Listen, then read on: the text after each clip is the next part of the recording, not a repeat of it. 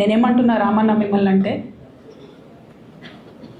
నా మీద మీకు కోపం ఉండొచ్చు, నా మీద ఏముందో ఎవరేం చెప్పారో నాకు తెలియదు.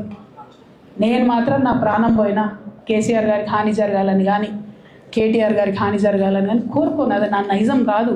ఆడపిల్లలకు అట్లా ఉండదు. ఆడపిల్లలు ఇల్లు బాగుండాలనుకుంటారు. నా మనసుకి ఎంత గాయమైతే, నాకు ఎన్ని అవమానాలు అయితే, నాకెంత ఇన్సల్ట్ అయితే, నా మీద ఎన్ని కుట్రలు జరిగితే నేను ఇట్లా మాట్లాడుతున్నది నా బాధ, ఇది నా ఆవేదన. నాన్న చూస్తలేరేంది వీళ్ళని అన్నది ఆవేదన, చూసుకుంటే క్షమిస్తారేంది ఇంకెన్నిసార్లు క్షమిస్తారు అన్నది నా బాధ. అంతే తప్ప నాకేం కోపం ఉంటుంది? ఎందుకు కోపం ఉంటుంది? నాకు ఎన్ని జన్మల పుణ్యం ఉంటే కేసీఆర్ లాంటి తండ్రి దొరుకుతాడు? కోట్లలో ఒకరికి ఉండేటటువంటి తండ్రి నాకు దొరికాడు. ఆయన లేకపోతే నేను ఎవరు ప్రపంచానికి తెలుస్తుందా? నాకెందుకు అవసరం ఉంటుంది? నాకేం కోపం ఉంటుంది కేసీఆర్ గారి మీద?